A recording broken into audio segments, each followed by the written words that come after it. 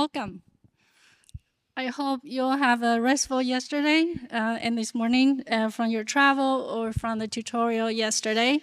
It's my great honor and pleasure to chair the first keynote session. I'm Sonia Ye, professor in energy and transport systems at Chalmers University of Technology in Gothenburg, Sweden. We are joined by two distinguished keynote speakers this morning. The first keynote speaker is Dean Eckles on the topic of effect sizes and decisions. Dean Eckles is a social scientist and statistician at Massachusetts Institute of Technology. He is the William Pons Associate Professor in the MIT Sloan School of Management and Associate Director of the Institute for Data, Systems, and Society in the Schwarzman College of Computing. He was previously a scientist at Facebook and Nokia. Much of his research examines how interactive technologies affect human behavior, especially by mediating social influence. Keen also works on methods for inferring cause-effect relationships and on applied statistics more generally.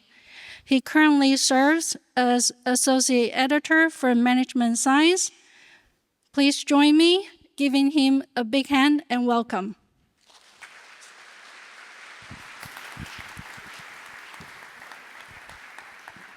Thank you. Thanks for the warm welcome and the kind introduction. It's really a pleasure to be kicking off this conference. And what I'm going to talk about maybe is, thank you,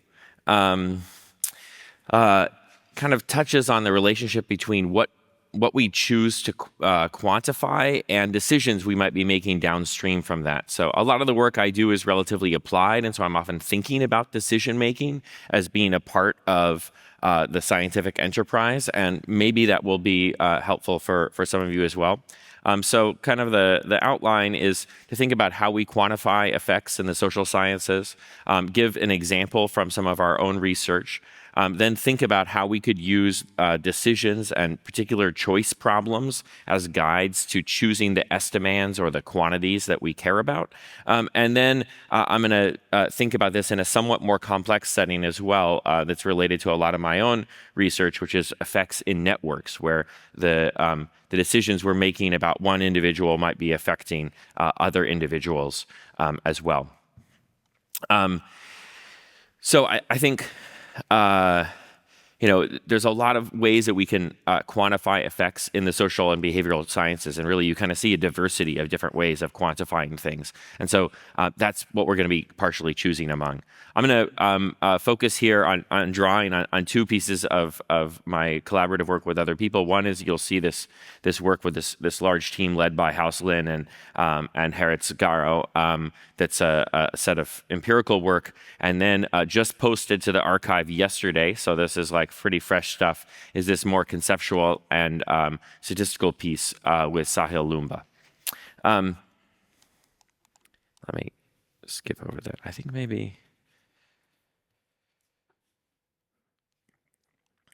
I may have had some hidden slides that maybe are not hidden here. So we may have a few extra slides. Work that some of which I've been involved with, and also by really led by my co-authors in this, Gordon Pennycook and David Rand, has highlighted that a lot of times when people are sharing misinformation online, they're not necessarily doing it because they intentionally want to share misinformation, and often they're not necessarily doing it because they can't tell what's true or false. It's often that just in the moment things are so frictionless, as it were, right? Like that it's so easy to propagate information online that people are often not really pausing to think about accuracy. And if they are like really pausing to think about evaluating whether they should propagate some content, it's to evaluate it on other dimensions that don't have to do with accuracy, like whether it's funny or surprising, etc. So one of the consequences of this is that if you actually prompt people to think about the accuracy of content, that this prime can kind of carry over to decisions that they make downstream. right? So there's really this substantial, really international evidence that prompting people to consider accuracy can improve the discernment that they have between true and false content in their social media sharing decisions. And so one way that this has been quantified by these authors, including in this meta-analysis, is through this measure of discernment, which you can think of as the interaction term between whether content is true or false, and this treatment on whether people share it, right? So are we causing people to be more likely to share true information or less likely to share false information, right? Either of those things could be potentially moving this kind of effect, right? This is then here quantified really on the original probabilistic scale. This is just people are in these analyses fitting ordinary least squares, predicting a binary outcome of whether people are going to share content or not. And so this measure is just on this probability scale. It's a risk difference, we might say, in the probability of sharing true versus false content in treatment versus control. Okay, so I'd say typical results are like that there can be this 4 percentage point increase in discernment between these true and false headlines. Okay, so that's one way of quantifying this result. Sometimes people have quantified it in other ways, and I also use that to suggest that these effects are kind of small or unimportant. So here's a quote from an article by Sander van der Linden and John Rosenbeek, arguing that these kind of effects are, really quite small effects.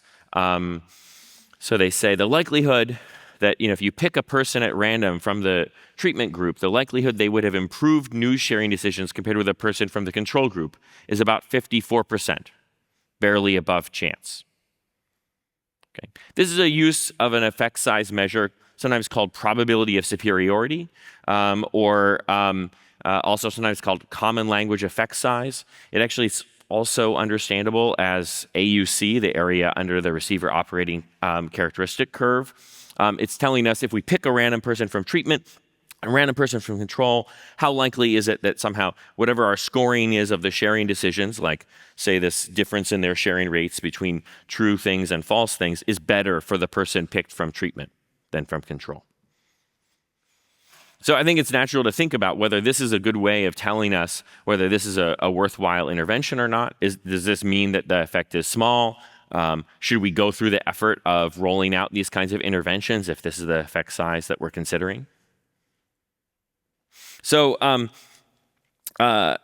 we've continued to do work in this area, and one of I think the real questions is whether we could scale it up, right? So I think van der Linden and Rosenbeek do say here at the end, hey, if this could be scaled across millions of people on social media, maybe this would still be a useful effect. And so actually in some of our work, we've tried to do that, to really scale up these interventions. So we were asking in this, can we actually make scalable versions of these accuracy prompts work? Okay. And so we have a couple sets of experiments. If you look at this working paper, some were done in collaboration with Meta. Others we did as independent advertisers on Twitter. I'm just going to talk about the Meta ones today because kind of my point is really getting into a different, very specific, particular direction.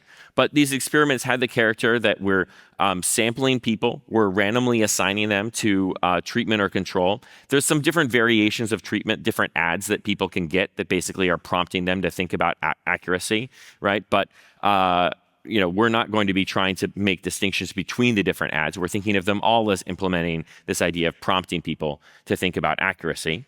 And then we're going to really look at a time period right after people are exposed to their first ad, or if they're in control, right after they would have been exposed to their first ad, right? And Facebook is able to keep track of this kind of counterfactual auction outcome that would have occurred if they had been in treatment, if they had been eligible to see the ad. And we're going to look at their sharing decisions in that period of time and use that to evaluate the effectiveness of this campaign. Okay, so there's a random sample of 33 million users who are in the US.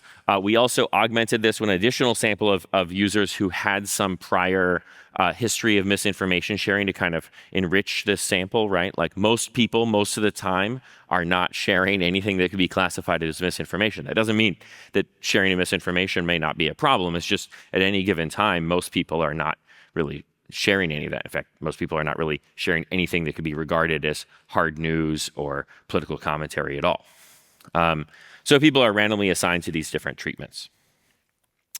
Then for our outcome, we classify posts as containing misinformation if basically they meet a bunch of possible different criteria. So that third-party fact checkers flag them, that kind of an antecedent of Facebook's more community notes style program, a representative group of Facebook users had flagged them, or whether a proprietary classifier that had been trained on that kind of data classified them as misinformation. And then for our outcome, we're really looking at the 60-minute period. The main analysis that I'm going to show you is just running ordinary least squares with a binary outcome of whether you share any misinformation posts during that 60-minute period. And we're going to be contrasting that between the people who are assigned to see these accuracy prompt ads, these PSAs, and those that don't. Okay, what do the results look like? Is this going to overcome the argument that these effects are too small? Okay, so the treatment reduced the proportion of users who shared misinformation in the subsequent hour, averaging over everyone in the experiment here, by 1.8%. That's a relative measure, or relative risk, right? We're reducing the risk of sharing misinformation by 1.8%. You want to put that in terms of an average treatment effect or a risk difference. We could say there's a risk difference of 0.38 basis points. Basis points. Why is he talking about basis points? This isn't, finance talk, right? Basis points are a basis point is 1/100th of a percentage point, so they're really small, right? So we've got an average treatment effect of less than 1 basis point. Okay. It turns out that, there is an interaction with people sharing history. So the users who have a history of sharing misinformation seem to have a larger effect, right? There's evidence of this interaction effect. And so for people who had shared misinformation in the prior week, there's a 2.6 reduction. This is not so different than the 1.8% here, but in absolute terms, it's really quite a bit different. Now we actually have at least whole basis points. We've got something like 6 basis points of an average treatment of effect here. Okay. So I think looking at this, there's a lot of things you could conclude about. Are these effects large? Are they meaningful? Are they just incredibly minuscule? Like this, there's nothing practical that we would do with this because they're too small. There's nothing that we should do in terms of updating our theories in the social and behavioral sciences because this is just some crud factor or something like that. A lot of that's going to depend on how we choose to quantify these effects, right? If we put this in terms of these basis points, right, it seems really quite small. On the other hand, thinking of it in these relative terms suggests that, hey, we actually are having potentially, an over 2% relative reduction in the sharing rates of misinformation. So what are a few different ways of classifying or quantifying these effect sizes? So this is just in table form what I showed you before, that for all users, we've got, 0.4 basis points. There's this, almost 2% reduction in the relative risk. Other things social scientists would use here, Cohen's d, measuring this in standard deviation units, is going to tell us that we've got a Cohen's d of 0.0008. I almost lost a zero there, right? So, I think Cohen classically said that, 0.1 was a small effect. So we're a few orders of magnitude off of that, right? Another measure we could use here, this one that we saw that van der Linden and Rosenbeek were using, would be a probability of superiority measure. Usually one of the things we do with that is if there's ties, you count those as sort of 0.5, as 50% tie breaking. Here, since this is a binary outcome and it almost never happens, most people are not sharing misinformation in any given hour, our probability of superiority is some thing that's just sort of a smidge over 50%. Okay. So if we were looking at this and we said, hey, should we run this ad campaign? How would we decide that? Which of these numbers should we be looking at to figure out whether this is an intervention worth continuing, right? In exactly this form, on this platform, or worth pursuing in some way elsewhere, right?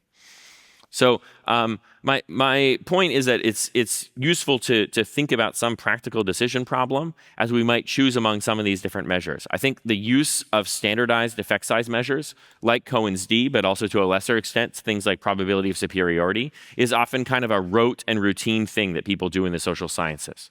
It's not particularly motivated by theoretical interest, and I think we'll see that it's not really motivated by decision problems either. So one of the things I'd like to try to do is essentially rationalize the use of these effect size measures to say, what are situations where if a decision maker was in this situation, what they want to know is this standardized effect size measure. That's what they want to know, and they could make optimal choices if they had that information. Okay, so if we've got this probability of superiority measure, right, that's just saying, hey, if we grab a random treated person, how much more, how likely are they to have a better score than the random control person? And hey, we've got something to deal with ties here. When would knowing probability of superiority be sufficient for optimal choice? So, you might say, hey, if we have a costless treatment, I don't have to do anything to apply treatment. It's same either way to me. I might think that, say, if I have probability superiority over 1/2 or over 50%, then I should apply this costless treatment. It's actually not so clear.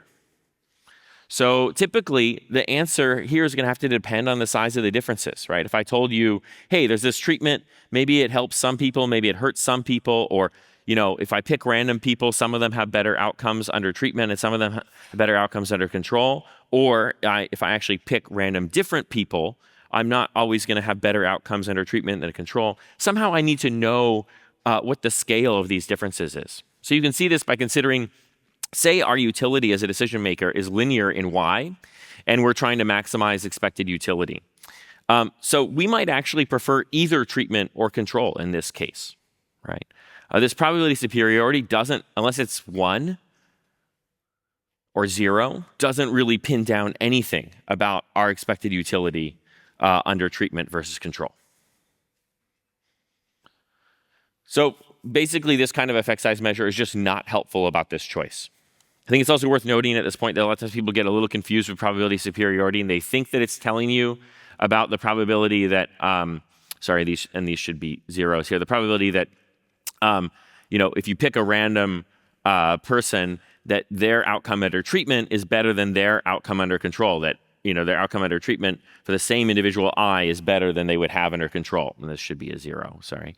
But actually it's telling us about picking 2 different random individuals. So it's not generally even telling us about treatment effects or the distribution of treatment effects either. I think one clue that something like probability superiority is like not a guide to decision making is that we have the existence of intransitive dice. So this is a set famously designed by the statistician Brad Efron, right? So if you look at the sides of these die, you could see that you're gonna in sort of a head-to-head rolling, A beats B, B beats C, but A doesn't actually beat C. C beats A. Right. So because we're trying to do this sort of rank-based comparison of treatments, we throw away a lot of the information that we need to actually evaluate whether a treatment is worthwhile. Okay, so what actually this also provides a hint about what could rationalize the use of something like probability superiority as an effect size measure. Maybe some kind of contest, right? If it really was that we're going to pick a random person from treatment and compare them with a random person from control, and if they're better, like I get some payoff, then maybe this would be what I need to know, right? So say, Alice manages a sales team and she's rewarded if her team outsells Bob's team, right? She gets a Cadillac, right? She has no other payoffs than basically whether she beats Bob's team or not, right? It's just if she beats Bob's team, she gets the difference in her valuation of a Cadillac and a set of steak knives. If she doesn't beat Bob's team, then she basically gets, the 0 payoff, right? So here, it does seem like she actually knows what she needs to know from probability of superiority in order to decide whether to adopt a costless treatment or not. And in fact, actually, if we kind of scale the rewards to, this difference between the winning outcome and the losing outcome to be 1, we can think of her choosing a costly treatment if the probability of superiority is large enough compared with 1/2 and that cost. Okay, so this is a situation where this kind of standardized effect size measure would provide a guide to choice, right? And so maybe we might want to summarize the results of a treatment in this way. However, I'd say basically, these situations don't really occur in the kind of settings that we're studying. Or if we are, would be highlighting that they were occurring, right? This is not a description of most of what we're studying in the social sciences when we consider evaluating interventions, right? It's not that in the previous setting, like I'm going to be rewarded if this one particular person is going to share misinformation or not, right? Compared with some other person randomly chosen from the other arm sharing misinformation or not. That's not the reward structure for any decision maker. Okay, you might be thinking like probability of superiority, I'm not sure I've heard of this as a sort of exotic effect size measure. What about Cohen's d? Cohen's d is everywhere. I'm sure we're going to see like maybe I don't know if it's good or bad that as the first talk of the conference, I'm like, saying Cohen's d is terrible, and I'm sure we're going to see Cohen's d and other standardized effect size measures tons of times. No worries. I'm sure, Cohen's d has appeared in some things I've done as well too. So when would knowing Cohen's d be sufficient for optimal choice? Okay. Cohen's d is maybe a little bit more useful than probability superiority in that we haven't thrown away the scale information, right? So if our utility was linear in y, or we've transformed y so that our utility is linear in y, then at least for a costless treatment, things are pretty clear, right? So if our utility is linear in y, then we're going to want to apply treatment. But for a treatment with some cost, it's unclear what we want to do. Right, so Cohen's d is not going to provide a great guide there. So it is useful to think about when would Cohen's d actually be sufficient for optimal choice? When is Cohen's d what we want to know? And I think actually basically the answer is power analysis. So Cohen's d is useful for something. It tells you if you run an experiment, how likely are you to detect effects at some significance level. So maybe Alice is a behavioral scientist. She's rewarded when she rejects the null. She has no other payoffs, right? So she can run an experiment with n subjects for some cost c. She has one idea for treatment. She doesn't have a lot of ideas, so it's a simple choice setup. And she has a prior on d for that treatment, okay? So should she run the experiment? Her prior on d answers that question for her, basically. All she needs to do is integrate out over her prior in order to compute power, the probability that she ends up with a stat sig result. And so d is going to be sufficient for computing power, and so it's sufficient for optimal choice. Okay, so something like Cohen's d or standardized effect size measure like this is useful for behavioral scientists, but mainly like kind of in this ex ante situation where we're deciding whether to like run an experiment or how large of an experiment to run for something that hasn't been tested before. It's kind of unclear that we would want to be using this sort of effect size measure in the stage of meta-analysis, because it's not useful for the decision of whether to apply a treatment. It's useful for decisions like whether we should run this study at all or not. And we kind of know that these standardized effect size measures, throw away a lot of information as well. Okay, I want to turn to the case of trying to do this in a network setting. So maybe I've convinced you that like there's certain things that we do that aren't necessarily really guided by the kinds of decisions that we might be trying to inform as applied scientists. And I'm going to try to consider that in the context of networks, right? So far I've had in mind a situation where we're just choosing whether to apply a treatment to people or not, right? So we have a situation kind of like this. There's a bunch of people with their potential outcomes under control and under treatment. Maybe we've run an experiment. We got to reveal some of those. And then we're trying to summarize the results of that experiment in order to make a decision, right? And for that kind of a purpose, something like the average treatment effect That is just the difference between treatment and control on the original scale or on a scale modified so that, say, our utility is linear in the outcome, is going to be usually of central interest. We're going to see a lot of average treatment effects here in the conference, I'm sure. And sometimes it's sufficient for decisions as well, right? So if we have utility that's linear in the mean or sum outcomes, then we can just use the sign of the average treatment effect to roll out a costless treatment. And for a costly treatment, we can use the average treatment effect to choose what proportion to treat. Including if say the cost of treatment maybe scales in a nonlinear way, we might choose to treat some fraction of people at random, not treat everyone or no one. But this is without interference. What do we do when there's interference? That is, when the treatment of some units is affecting the outcome of other units. How should we quantify those effects? What decisions can we enable there? And so, I'm imagining a setting like this where we're in a network, and it's potentially the case that this individual's outcome depends on all these other individuals that it's connected to, and maybe actually it depends on the treatments of others through some diffusion process as well over time. This is clearly sort of a much more difficult problem in a lot of ways, in that rather than observing half of the potential outcomes for all the units, there's all these possible different treatment assignments that we could have. Here's just one of them, right? Here's the one where everyone's in control. Here's the one where everyone's treated. Here's one possible treatment assignment. That's the one we observe from an experiment. And then often we're going to try to summarize this whole table that we don't know, is what we'd like to be able to say something about with some estimands or some quantities we choose to summarize these effects. And then we're hoping, if we care about decision making, if we care about applied goals, is that somehow the things that we're going to provide as summaries of this table, the estimates, are going to allow us to pick among different possible treatment assignment vectors that we'd have.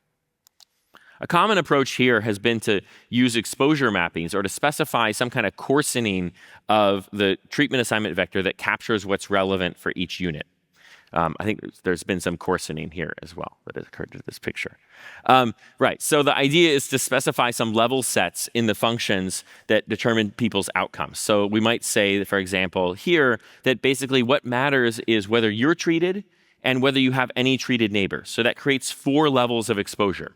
Right? I could be treated and have treated neighbors or not, and I could be in control and have treated neighbors or not, right? And so we can see here, this individual is treated, and so that means that then, their neighbors are also in this sort of indirect exposure condition. So it's become very common for people to kind of summarize outcomes according to these exposures, basically to say, we're going to summarize what happens for people who end up in these different types of exposures. Right, and I describe this as sort of going via this sort of averaging, where we're averaging over assignments and then over units. So we're going to look, we don't have data yet. I'm just conceptually saying what's happening here. We're going to say for each individual, let's look at all the possible scenarios where they could end up with at least one treated neighbor. And let's summarize all their outcomes where they have treated neighbors. And let's compare that with all their outcomes where they don't have treated neighbors. So we've taken our giant table that I was showing you before, and we've kind of compressed it down to having just a column for the case where maybe they don't have treated neighbors, and the case where they do have treated neighbors, or the case where they're not treated, and the case where they are treated. So now we just have n rows and some smaller number of columns, as opposed to n rows and 2 to the n columns. And then we summarize that further and produce something like, average expected potential outcomes. What's the average over people of the expected outcome that they would have if we see them being treated, or if we see them with at least some treated neighbors? So this is a very common type of estimand here. I'd say, so here's an example from a reanalysis of an experiment by Betsy Pollock and colleagues that's looking at the differences between these average expected outcomes between different kinds of exposures. So I won't pause too much on that. And also, I think it's a little blurry. But I think one question is, are these kinds of quantities useful for decisions? These quantities are things like, what's the average outcome for people who if people are treated versus if they're in control? What's the average outcome for people who have 1 treated neighbor versus 0 treated neighbors? Have 2 treated neighbors versus 0 treated neighbors? Right? Are those going to allow us to make choices? Right? So what are the choices I have in mind? We want to choose some policy for assigning treatment. So we might be choosing among just, say, homogeneous Bernoulli policies, where we're going to treat people with some probability P. What should P be? What fraction of people should we be treating an expectation, right? It could be everyone, it could be no one, it could be something in between, right? So say we have two policies, pi and pi prime. How should we choose between them? What quantities would allow us to make this choice? One thing that we can notice here is that actually it's very easy to come up with estimates, including like the ones that I just described, where we're looking at what's the average outcome when people are treated and have one treated neighbor or two treated neighbors, et cetera. It's very easy to come up with those kinds of outcomes, those kinds of estimates that aren't relevant to policy choice at all. Here's a kind of schematic representation of what we're trying to learn about. We're choosing some policy that is controlling the distribution for the treatment assignment vector. The treatment assignment vector for each individual determines their exposure, right? And then we're kind of assuming that the only thing that matters for their outcome is their own exposure, like whether I'm treated or not and how many treated neighbors I have. And then people's outcomes combined with their exposures might determine some welfare calculation that I'm interested in, right? So I might maybe just want to compute the mean or sum of outcomes. Okay. One issue is that a lot of the things that we might consider as interventions on exposures don't correspond to any policy at all. There's impossible exposures. Like, look at this. Here's the real exposure. I changed something. Spot the difference. I moved this unit from being treated and having a treated neighbor to being in control and not having any treated neighbors. That's not a possible pattern of exposures, right? This isn't self-consistent, right? So there's a lot of ways that people might jointly be exposed that are not consistent at all. Beyond that, beyond impossible exposures, one of the challenges here is that actually these policies, because they depend on other people's treatments, right? Or these exposures, because they depend on other people's treatments, end up producing all kinds of heterogeneity in who would be exposed in different ways under even very simple treatments.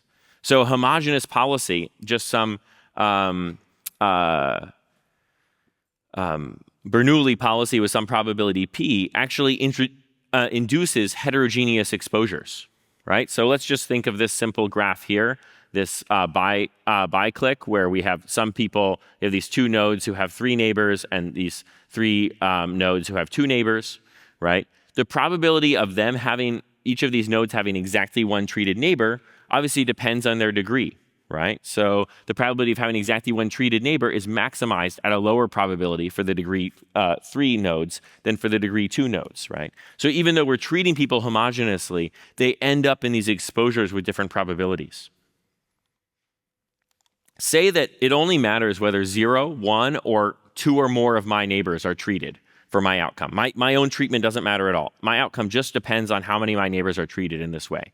And in fact, let's say that basically everyone's outcome is 0 when they have no treated neighbors or 2 or more treated neighbors. Let's consider two scenarios. One where the degree 2 units, when they have exactly one treated neighbor, they have some positive outcome. Or another scenario where the degree 3 nodes, when they have exactly one treated neighbor, they have some positive outcome. If we just look at these mean outcomes under different levels of exposure, we actually can't distinguish these scenarios. So it's kind of impossible to choose among policies here. That there's an important sense in which essentially there are not Bernoulli policies for which these kinds of quantities are relevant.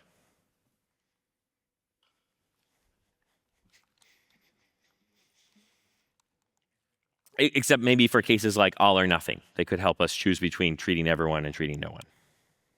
So in this work, one of the things we advocate is a different way of averaging. We just think you should average over units first and then over the treatment assignments. So first, for every possible treatment assignment vector, consider a mean over all the units, possibly stratified in different ways. I won't get into that. And then roll that up under some policy of interest. So these are all the possible treatment assignment vectors, and now we're going to combine those, weighting by their probability under some policy of interest. The simplest version of this is just computing an expected average outcome. What's the mean outcome under some possibly stochastic policy, like a Bernoulli policy? And we can look at differences between policies. This seems to be the unique estimand that is both policy relevant in that it lets us choose between policies and remains interpretable as a summary of individual level causal effects. So I think there's a lot more that I could say about that, but I think I'm running out of time. So I'll just conclude by saying that social scientists quantify effects in many ways, and it's often really unclear how to choose among them. And I didn't think I told you exactly how to choose among them, but I've kind of sketched out that a lot of the ways that we might quantify effects aren't really linked to any reasonable decisions that anyone is going to make using our research. And so we could do well to think more about those decisions when choosing how we quantify things. Doing so will often eliminate a whole bunch of quantities from being of interest and may sharpen our attentions to other quantities. Thank you.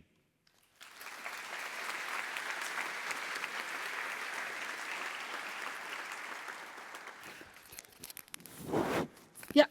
So we have time. Thank you. We have time for a few questions.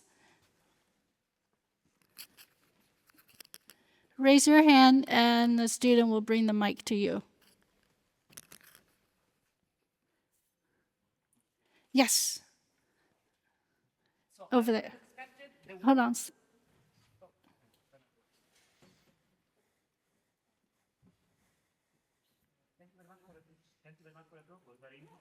I would have expected, oh, okay, now it works. Thank you very much for the talk. I would have expected the word optimal control to come out of among all this list of methods to decide how much intervention should be put in. Yeah, no, I think this is definitely, it turns out, I mean, this is a very interdisciplinary area, and I think it is related to a bunch of optimal control issues. In fact, I think there's this, there's various different terms for this idea of being able to separate, a problem into estimating some quantity and having some low-dimensional quantity that's sufficient for decision making. And so I think in optimal control, there's like a kind of like, control equivalence or something like this. I mean, all these different areas have these different kind of terminology. So I do think that's quite related to some of this. You may think about what, I think this is also related in control to, say, a reachable set as well. So, in particular, when we were kind of looking at this diagram, right? Important control idea here would be, okay, to what degree can we produce some pattern of exposures given the policies of interest, right? And so we might worry that some of the estimands that we have that are like summaries of what happens under different exposures are not in the reachable set, given the kind of policy levers that we have, right? So I would say there's a bunch of connections there. I'm not a control theorist, so I sort of like, have had to try to discover some of these connections or ask my colleagues, but I think it would be a very cool thing to look at. In some ways, maybe a lot of the settings I've been studying are simpler than a bunch of the control settings, and that we don't really have this ongoing process. The policy space we're considering here is this very simple things like these, homogeneous or heterogeneous Bernoulli policies.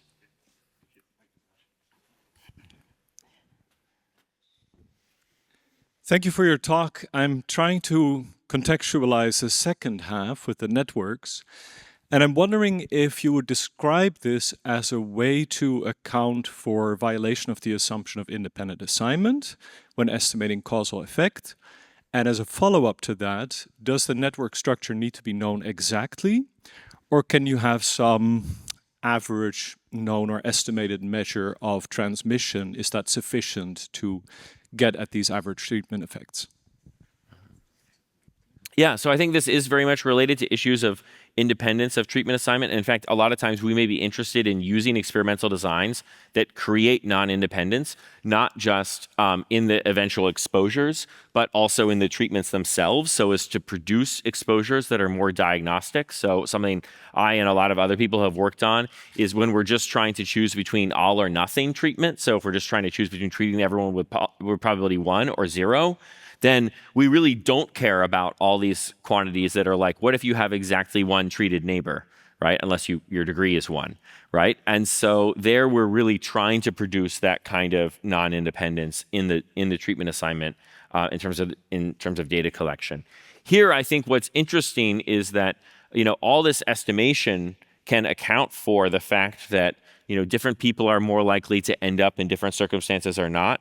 But that doesn't mean that it's relevant to any hypothetical policy, right? So generally what's happening, and in what I said, is all about the estimates defined from the full potential outcome table. So it doesn't involve any of the challenges that you have around dealing with the fact that, somebody with higher degree is indeed more likely to end up in this one of the indirect exposure conditions in your data, and you need to account for that. And people do correctly account for that. They do inverse probability weighting, et cetera, to then try to target this estimand of the average expected outcome when you have, some number of treated neighbors. But that quantity is just not relevant to policies because all of the policies are going to have this same sort of character, but that's changing in a really nonlinear way, right? As we increase the probability P for everyone, everybody's moving between these exposures in ways that depend on their own degree and depend on the treatments of others. So yeah, I think it is very related to those kinds of questions. But part of what I'm highlighting is that in some sense people have tried to account for this dependence and undo it, but that results in these quantities that are not actually relevant to all these kinds of stochastic policies. We'll take one last question. Thank you very much for the interesting presentation. I'm a computer scientist, and the problem of finding a policy lends itself pretty well for me to reinforcement learning. And the fact that you're looking for a criteria, whether it's a first degree, second degree neighbor, meaning that you rely somehow on the structure of the graph, can actually be done in a more complex way. I mean, summarize a more complex structure of the graph if we use, for example, deep reinforcement learning. So have you thought about something like that? Yeah, so in this, I've tried to keep things sort of as simple as possible. I think one reason you may also think that it's sort of better to target some of these really policy relevant quantities would be that you might be able to be a lot more flexible about exactly how you think about the interference structure and what goes wrong if you specify it incorrectly, which I think is related to the second part of this other question. What if we don't actually know the network structure? Because if you sort of don't know the network structure, you kind of get it wrong, then things can really fail in complicated ways with these definitions of these local exposures. But we might be able to do other things that are a little bit more flexible. And so I'd say in some ongoing work that's also with Sahil Lumba, we've been trying to directly estimate these expected average outcomes, or kind of the policy value in a reinforcement learning kind of framing for different sorts of policies by essentially